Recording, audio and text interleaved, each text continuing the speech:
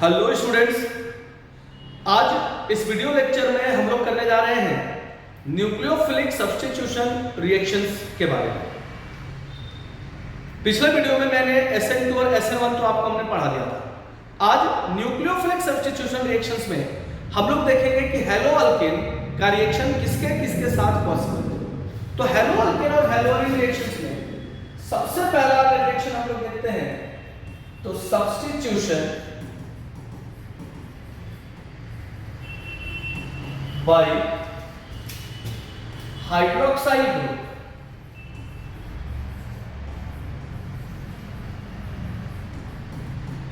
Hydroxide group, अब hydroxide group में अगर RX का रिएक्शन हम लोग करा रहे हैं पोटेशियम हाइड्रोक्साइड के साथ,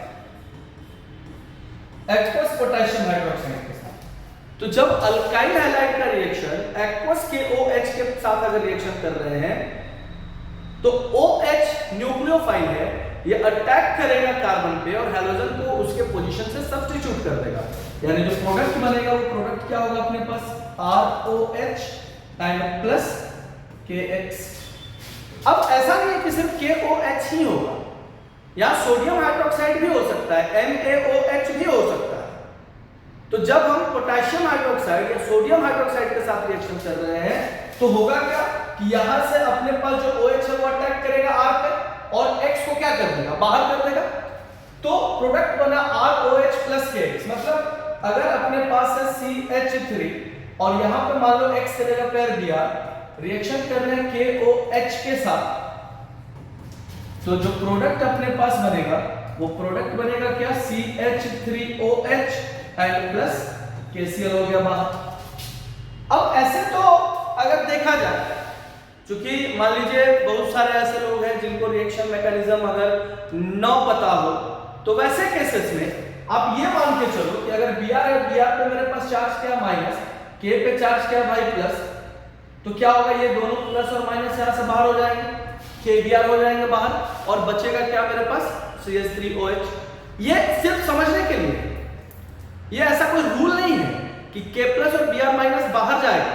इस बात का ध्यान रखिएगा, क्योंकि ब्रोमीन कार्बन के साथ जुड़ा है, कोवैलेंट बॉन्ड बनाया है, तो आसानी से ब्रोमीन तो जाएगा नहीं। इसका मतलब है कि अटैक एक न्यूक्लियोफाइल को सब्स्टिट्यूट करने के लिए न्यूक्लियोफाइल ही आएगा। हमने सिर्फ आपको इसलिए समझाया क्योंकि एज अ बाय प्रोडक्ट मेरे पास यहां से क्या जा रहा है भाई, KBr बाहर जा रहा है, KCl लिख दिया है हमने, KBr यहां से बाहर जा रहा है, पोटेशियम ब्रोमाइड बाहर जा रहा है। तो मैंने सिर्फ इसलिए ऐसा लिखा कि मान लो कि अगर दिमाग कहता है कि भाई इसका प्लस होता है इसका माइनस होता है तो KBr हम बाहर कर देते हैं, कर दो बाहर, अल्टीमेटली बनने तो यही जा रहा है। लेकिन एक्चुअल जो रिएक्शंस है, जो मैंने पिछले लेक्चर में मैंने जो रिएक्शन मैकेनिज्म के टर्म में समझाए थे कि अगर अपने पास यहाँ पे CH3 है और यहाँ पे ये Br है, अब न्यूक्लियोफाइल यहाँ पे मेरे पास कौन है, OH माइनस, तो ये अटैक करेगा कार्बन पे और कार्बन पे अगर अटैक कर रहा है तो मेरे पास प्रोडक्ट क्या बन जाएगा, यहाँ पे ये C हो गया, ये H हो गया, यहाँ पे मेरे पास OH, यहाँ पे H और यहाँ पे ये Br। तो मैंने आपको बताया था कि जैसे ही आपने जुड़ेगा स्ट्रॉन्ग न्यूक्लियोफाइल है तो इसके बीच की बॉन्डिंग टूटेगी और Br यहाँ से क्या होगा, बाहर चला जाएगा और तब जाकर जो प्रोडक्ट बनेगा वो प्रोडक्ट मेरे पास होगा CH3OH और यहाँ से बाहर चला गया Br माइनस और ये Br माइनस इस पोटेशियम के साथ रिएक्शन करके बना लेगा KBr। एक्चुअल रिएक्शन ये है, लेकिन अगर आपको खुद को समझाना है इस चीज को तो आप ये कह सकते हैं कि इसका K प्लस और Br माइनस है भाई, KBr हो गया बाहर, प्रोडक्ट जो बनना था वो प्रोडक्ट तो मेरे पास बन गया। यानी अगर किसी भी हेलो अल्केन से, किसी भी हेलो अल्केन से अपने को जब अल्कोहल बनाना हो तो हम लोग रिएक्शन कराएंगे पोटेशियम हाइड्रोक्साइड के साथ। इसको हम लोग लिख लेते हैं फॉर्मेशन ऑफ अल्कोहल, अल्कोहल का फॉर्मेशन यहां से। फिर सब्स्टिट्यूशन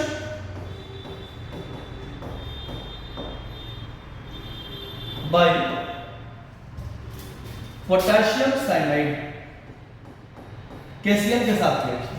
अब सेम केस अपने पास क्या है, RX है, रिएक्शन कर रहे हैं पोटेशियम साइनाइड के साथ। अब पोटेशियम साइनाइड के साथ जब आप रिएक्शन लीजिएगा तो इसमें सब्स्टिट्यूट या सब्स्टिट्यूशन कौन सा करेगा भाई, CN साइनाइड फंक्शनल ग्रुप है, न्यूक्लियोफाइल है, तो ये साइनाइड जब अटैक करेगा R पे तो X को कर देगा बाहर, प्रोडक्ट बना अपने पास RCN and plus as a by product बाहर हो गया KX, ये बन गया अपने पास अल्काइल नाइट्राइल, और यहां से अपने पास ये पोटेशियम साइनाइड। आप एग्जांपल सेट कर लीजिए, कोई भी CH3 CH2 Br रिएक्शन कर रहे हैं हम लोग KCl के साथ पोटेशियम साइनाइड के साथ, प्रोडक्ट अपने पास क्या बन रहा है CH3 CH2 Cl and plus Kbr, तो ये नाइट्राइल बना अपने पास। इथाइल ब्रोमाइड से साइनोप्रोपेन या प्रोपाइल नाइट्राइल बोल सकते हैं इसको, ब्रोमो इथेन या आप इथाइल ब्रोमाइड इसको कह लीजिए, और यहां पे बन रहा है मेरे पास प्रोपाइल नाइट्राइल या आप इसी को साइनोप्रोपेन कह लीजिए।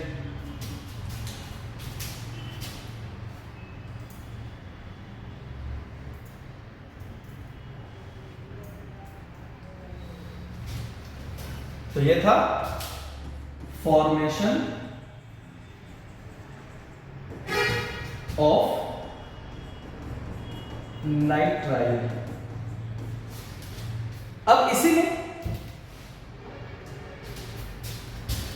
अगला है सब्स्टिट्यूशन बाय एजिशियन सिल्वर साइनाइड के साथ, फॉर्मेशन ऑफ आइसो नाइट्राइल, एजिशियन सिल्वर साइनाइड के साथ फॉर्मेशन ऑफ आइसो नाइट्राइल। अगर अपने पास फिर से प्रोडक्ट वही लिख रहे हैं हम, सॉरी रिएक्टेंट हम लोग लिख रहे हैं, मेरे पास है RX, रिएक्शन कर रहे हैं हम लोग AgCN के साथ, प्रोडक्ट क्या बन जाएगा RNC इस बार एंड प्लस AgX, RNC इसको हम लोग बोले अल्काइल आइसोनाइट्राइल, सिल्वर साइनाइड के साथ आइसोनाइट्राइल का फॉर्मेशन हो। फिर substitution bye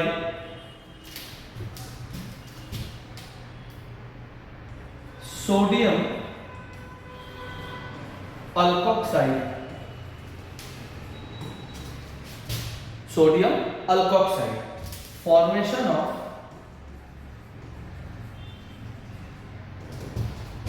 formation of ether alkyl halide का रिएक्शन हम लोग कर रहे हैं RONA के साथ, सोडियम अल्कोक्साइड के साथ,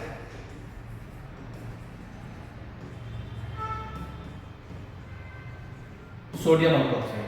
तो फिर से क्या भाई, ये Na और यहां से X, NaX बाहर चला जाएगा, क्यों? क्योंकि यहां पे जो न्यूक्लियोफाइल है वो क्या होगा RO-, Na पे चार्ज का डेवलप होता है भाई प्लस, रिएक्टिव है, S ब्लॉक का एलिमेंट है, तो सोडियम पे चार्ज डेवलप हो रहा है प्लस, और यहां पे मेरे पास RO- तो अटैक कौन करेगा, RO- अटैक करेगा, X को बाहर कर देगा, तो जो प्रोडक्ट अपने पास बनेगा वो प्रोडक्ट होगा ROR एंड प्लस NaX, ये हो गया अपने पास ईथर, या आप इसको कह सकते हैं अल्कोक्सी अल्केन, अल्कोक्सी अल्केन। अब मान लो कि अगर अपने पास कोई कन्वर्शन पूछा, conversion of chloroethane to ethoxy ethane, या इथॉक्सी ईथेन को हम लोग क्या कर सकते हैं, डाई इथाइल ईथर कह सकते हैं। तो अगर हम लोग रिएक्शंस अगर हम लोग करा रहे हैं, मेरे पास है क्लोरोईथेन टू इथॉक्सी ईथेन, अब क्लोरोइथेन बोले तो क्या, आप फॉर्मेट पे सेट करो, RH आपके पास है CH3 CH2 और यहां पे हो गया Cl, chloroethane. Second ethoxy ethane, format पे डायरेक्ट सेट करें, क्योंकि जो कन्वर्शन होता है ना, कन्वर्शन आधा तो बना के पहले ही दे दिया गया रहता है क्वेश्चन में, किसी से बनाना है, क्या बनाना है, ये ऑलरेडी दिया हुआ होता है। तो यहां पर मेरे पास इथॉक्सी इथेन मतलब दो बार ईथ और ईथ है, तो एक आप तो ईथ यूज कर चुके, तो इस आपकी जगह पे क्या रखेंगे, दो कार्बन रखेंगे CH3 CH2O N। अब यहां जो प्रोडक्ट मेरे पास बना वो प्रोडक्ट हुआ CH3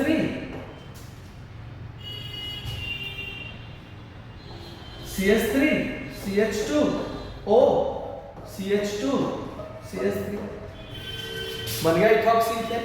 तो आप इसको इथॉक्सी इथेन कह दो या आप इसी को डाई इथाइल ईथर कह दो, दोनों तो एक ही चीज है, कन्वर्शन में है। अब यहां पे ध्यान रखिएगा, ये जो मेरे पास जो RONA है ना, ये R चेंज भी हो सकता है, यहां एरोमेटिक भी रख सकते हैं, एलिफैटिक भी रख सकते हैं और एरोमेटिक भी रख सकते हैं, ये दोनों के दोनों हम लोग रख सकते हैं। यहां पे मान लो कि अगर हमने लिया यहां पे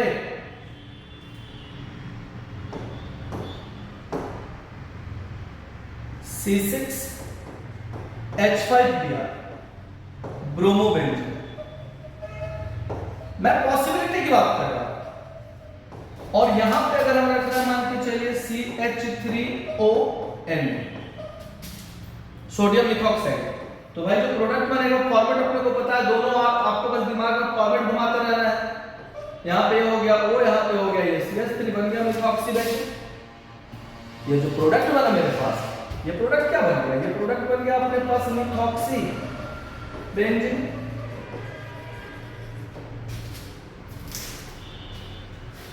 ये substitution reaction.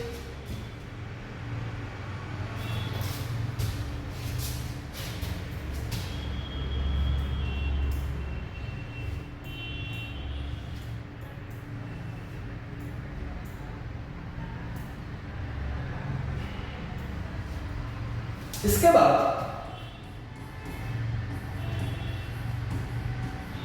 Substitution by nitro group.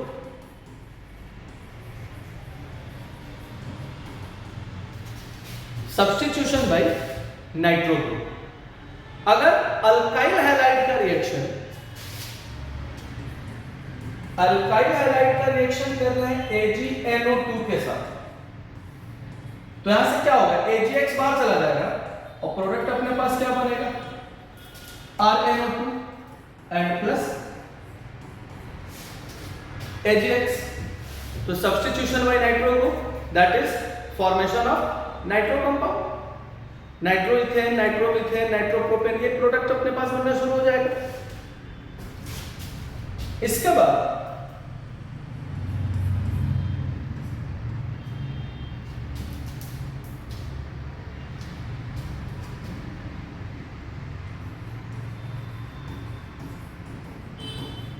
substitution by sodium mercaptide, substitution by sodium mercaptide. अब सोडियम मरकैप्टाइड के साथ अगर हम रिएक्शन कर रहे हैं तो यहां पे formation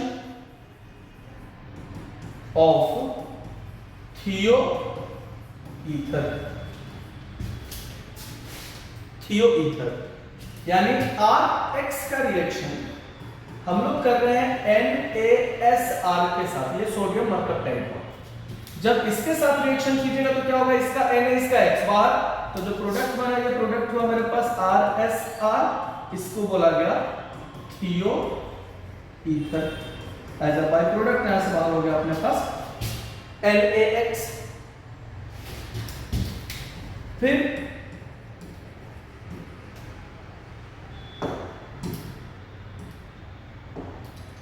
formation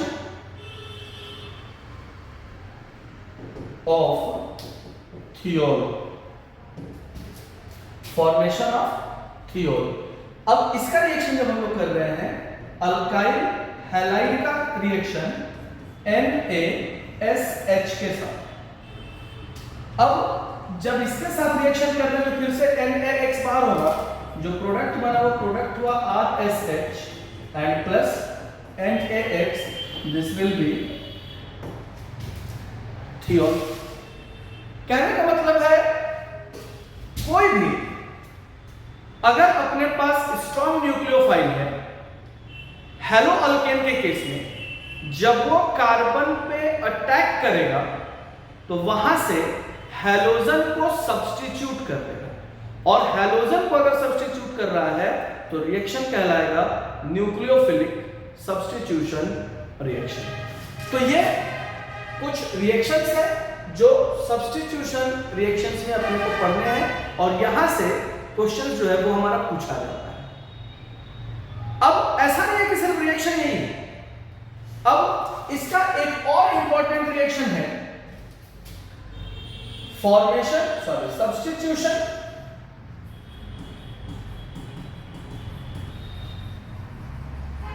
by ammonia. Substitution bye ammonia, formation of amine,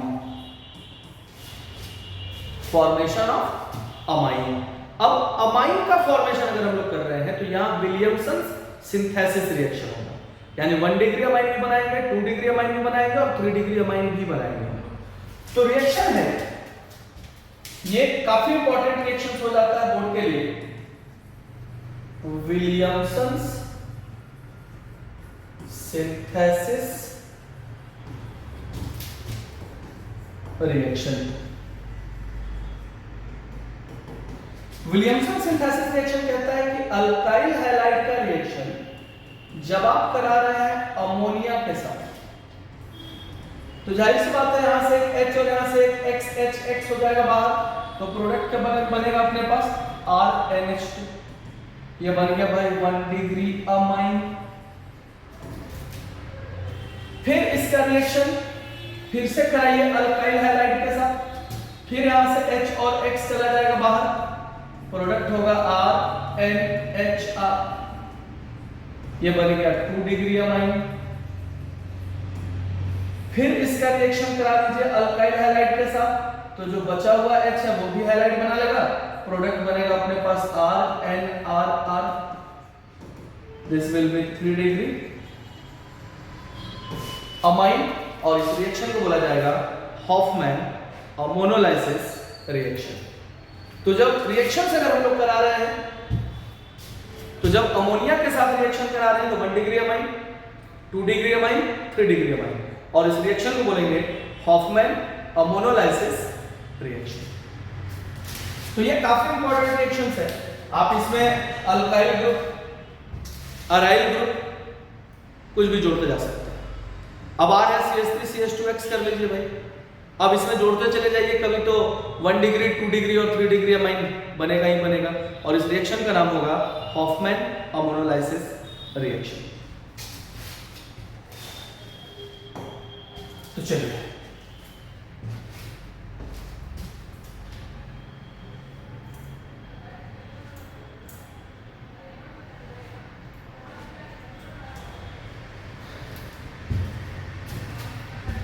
अब इन अ शॉर्ट, अब रिएक्शंस अगर हम लोग देखें सब्स्टिट्यूशन रिएक्शंस के लिए,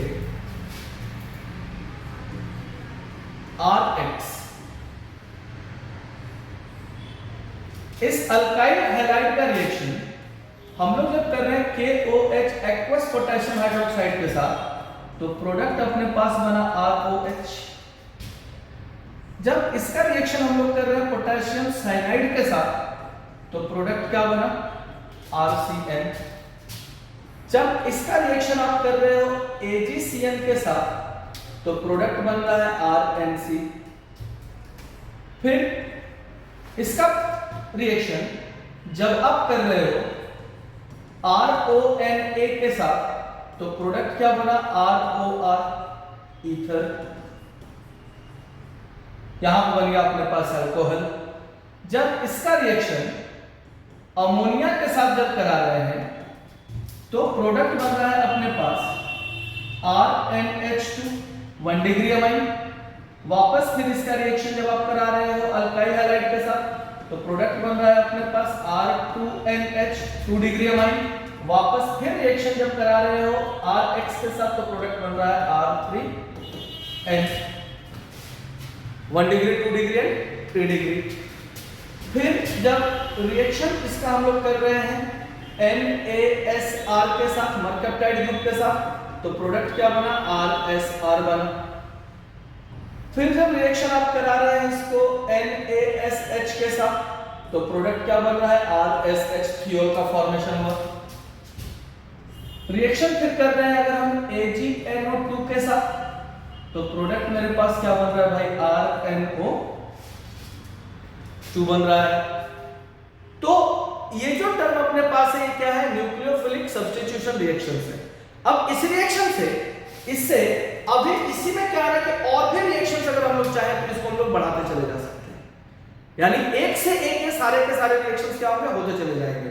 लेकिन 12th board point of view से चाहे सीबीएसई बोर्ड हो चाहे स्टेट बोर्ड हो आपको याद रखना है क्या कि अल्काइल हैलाइड का रिएक्शंस अगर कराएंगे तो प्रोडक्ट क्या बनेगा। तो नेक्स्ट वीडियो लेक्चर में हम लोग मिलेंगे एलिमिनेशन रिएक्शन और रिएक्शन विद मेटल के लिए। तब तक रिवाइज करते रहिए, एग्जाम सामने है, प्रिपेयर करते रहिए। Thank you.